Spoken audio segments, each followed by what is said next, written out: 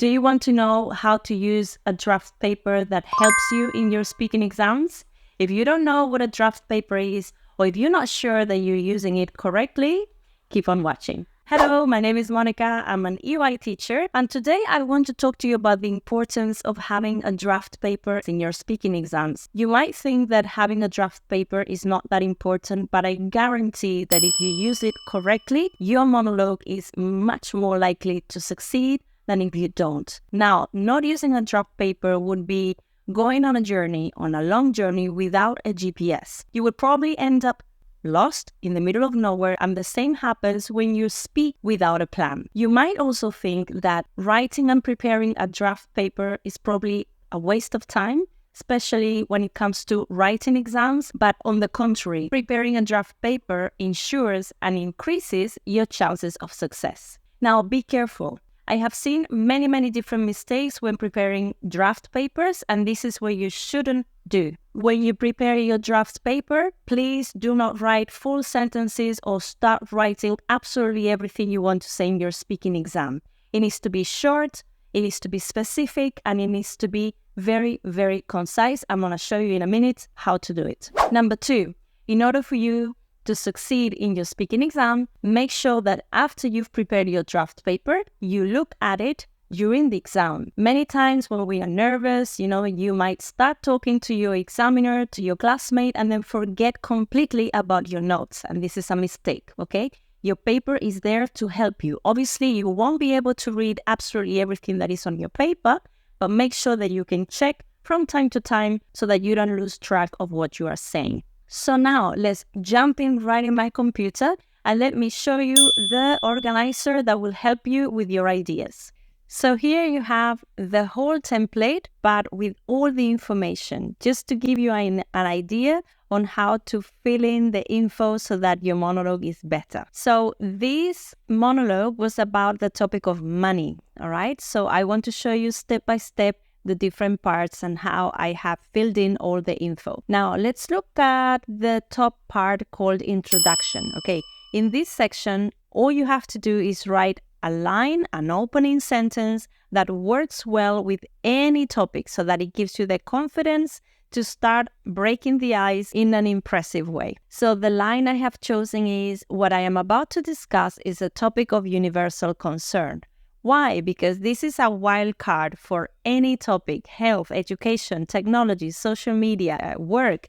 Okay, so it works really well with any topic. So all you have to do is start your monologue with this sentence, and at least it would be much easier to continue talking. Okay, so write it here so that you know and you don't forget that you have to use it. Now, the next section is the first idea or the first question in your monologue. In this case, the monologue was asking about your money habits. What kind of person were you? Are you a saver or are you a spender? All right. So all you have to do, remember, first is think about how you want to answer that question, what information you want to communicate, regardless of the grammatical structures or the vocabulary that you're going to use later. So basically, what I want to say is that I normally keep a budget, but from time to time, I like to spend on impulse, all right? But for me, it's really important to have a balance between the two, okay? That is the information that I want to communicate. Remember, it's not necessary that you write it down, but at least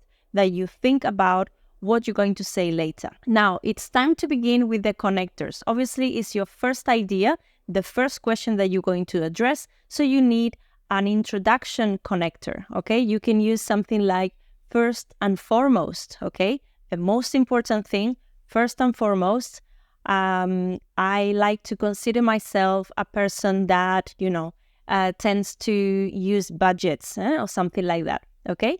Now, you can also use a consequence connector such as a therefore, okay? So I tend to keep myself on budget, and therefore I have peace of mind because I know I won't have any unexpected purchases coming up or any unexpected bills, all right? So therefore, it's a nice connectors to use in this situation. And finally, I have used here while to show a contrast, okay? So you can say, while I am a very responsible budgeter, from time to time, I buy on impulse. Okay, so if you're gonna introduce a contrast, make a contrast between two ideas, it's a nice opportunity to show any contrast connectors such as while, however, nevertheless, etc. Now, what about vocabulary and expressions? What I want you to do is, all right, with this topic in mind, with this question in mind, what kind of person are you, a saver or a spender?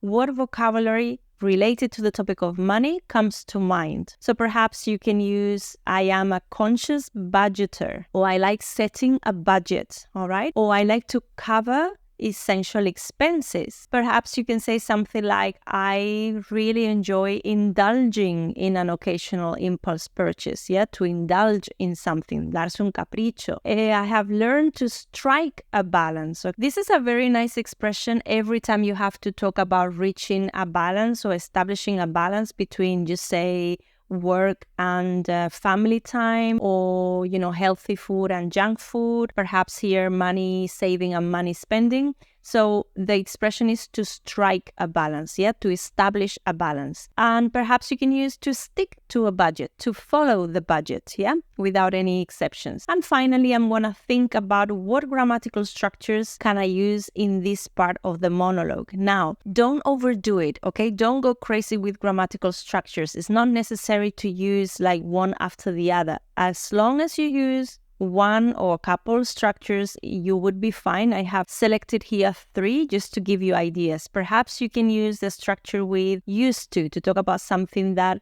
was true in the past but not anymore. You can say, well, I used to be more impulsive in the past. Or why not, you can use a conditional sentence, a third conditional that is inverted. So had I not made this change, so it's the same as saying, if I hadn't made this change, nowadays I would be broke, for example. But here you use the inverted conditional, had I not made this change. And finally, I have selected here an inversion just to give emphasis to your sentence. So never have I been more aware of the importance of budgeting. Now I'm fully aware of the importance of budgeting. So you use the inversion in this case. Right, so now you have finished with question number 1. Let's move on to question number 2. In this question, what you had to do was talk about ways that you could actually save more money. And again, I want you to think about what you want to communicate. In this case, you want to say that it's important for you to budget and also to track how much you are spending every day. Also, another way is to cook at home. And finally, it's a very good way to save money when you negotiate your bills, all right? So here is what you want to say. Now, again, we start the process again because we are changing questions. We need a transition connector, to move on to question number 2. So you can say something like, when it comes to talking about ways to save money, because you want to say 3 different ideas, it's important that you use adding points connectors such as additionally, moreover, apart from this, besides, So you can use any of these connectors right here. Now, what about vocabulary? In this section, to answer this question, perhaps you can mention the word overspend, yes?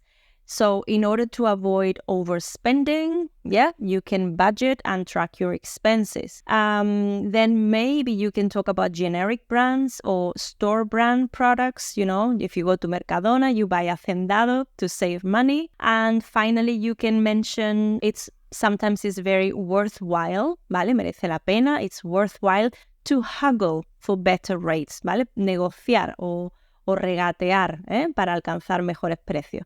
So this is, again, interesting vocabulary that could work for this question. And finally, what about grammar? Okay, again, I'm going to think about the grammatical structures that I'm supposed to know at the level that I am studying.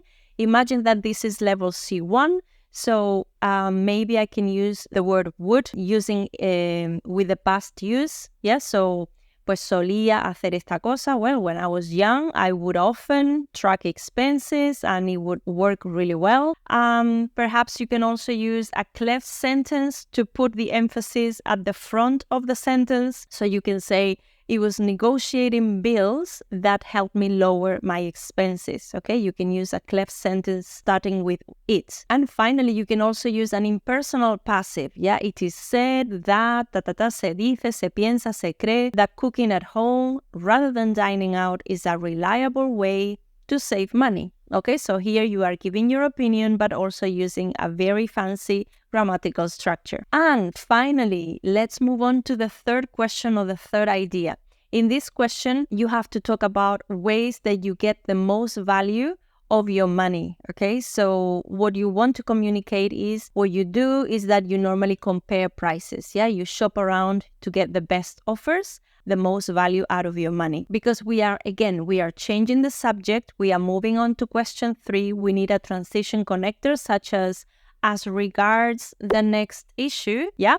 Or you can perhaps use the connector due to, debido a, This is another connector that you could use to develop this idea. Now, in terms of vocabulary and expressions, you can mention, to get the most value, for your money. You can talk about a cost-effective option. You can use the phrasal verb to splash out money. I don't tend to splash out. You can mention that you have hard-earned money. That is very difficult for you to earn. And maybe you can use an idiom such as to pay through the nose, meaning to pay a lot of money. So I don't end up paying through the nose. Again, vocabulary, expressions, terms that come to mind when you want to answer question 3. And finally, what more grammatical structures do you know or are you expected to know? Perhaps you can use a conditional sentence, but not the typical if, but you can change it a little bit and you can use as long as. Mientras que, en cuanto que, no sé qué. I will make a big purchase as long as I can find a good offer. Something like that. And why not, you can introduce a little regret. Regrets with I wish always work well with your monologues because they are very easy to use. So I wish I had known this a few years ago. If I had done this, then nowadays I would have much more money, something like that.